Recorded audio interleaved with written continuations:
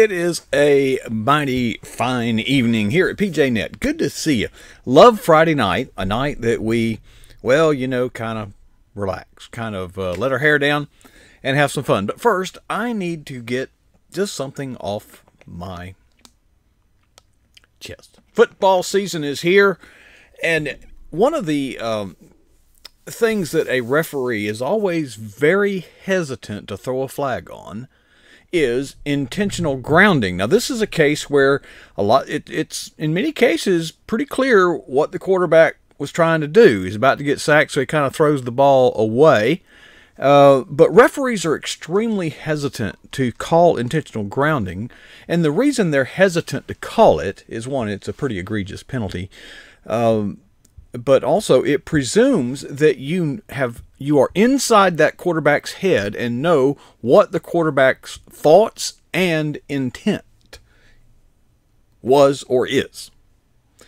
So I would always be hesitant to say, you know, you can judge a behavior, but it's difficult to judge what you think somebody's thoughts or intentions,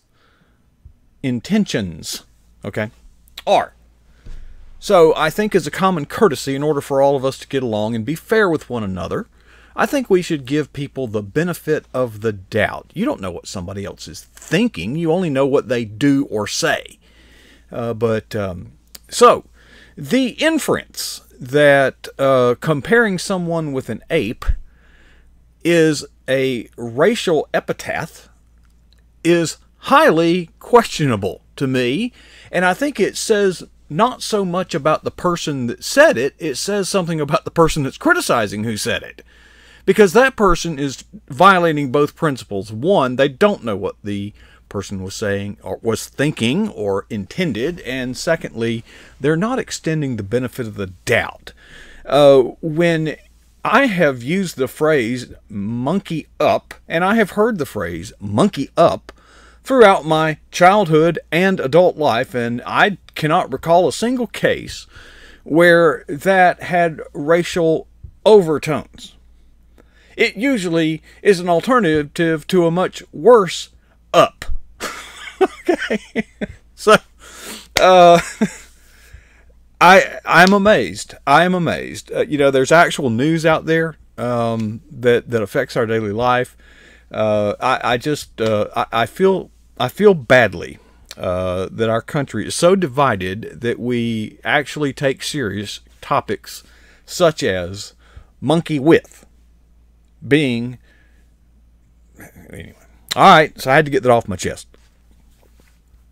I work tomorrow, I work Sunday, and I work Monday.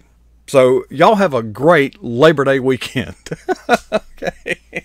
Actually, I volunteered to work Monday so that others could have Labor Day off. Now, why did I do that?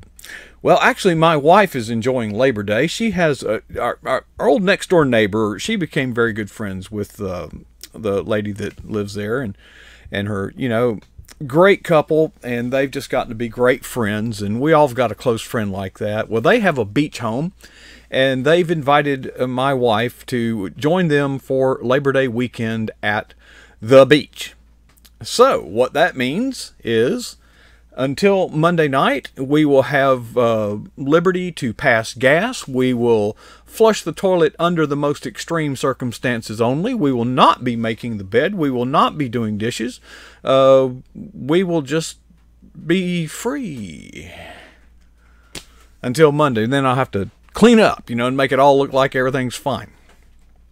Hey, I'm in conversation with Chuck Nellis. I had thought about this a long time ago, but I think it's time to do it. And recently, I may have talked about it earlier.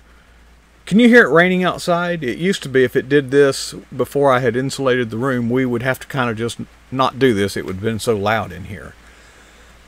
But one of the neat things about the tweet gallery that you don't think about very often is that it is possible using the tweet gallery to feature a tweet from a shadow banned user.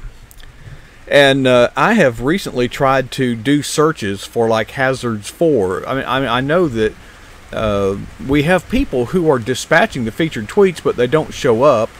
on the PJNET hashtag in Twitter when you search it. So I've just kind of been searching for their tweets manually to retweet them so that we can kind of put some of these shadow banned users in the spotlight, so to speak, or at least get them in the light instead of being underwater the way they are. So I've opened up a communication with Chuck Nellis, and we're going to talk and try to gear that up Tuesday.